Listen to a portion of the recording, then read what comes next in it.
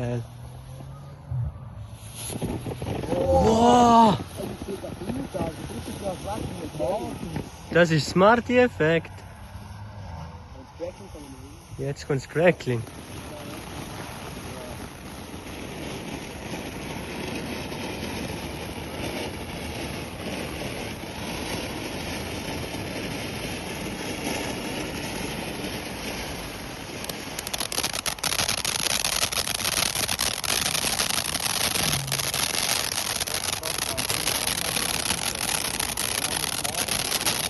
Oha!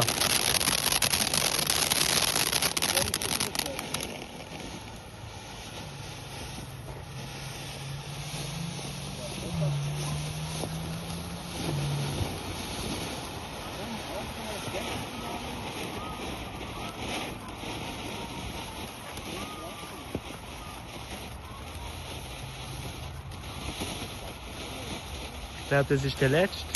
Ah, nein.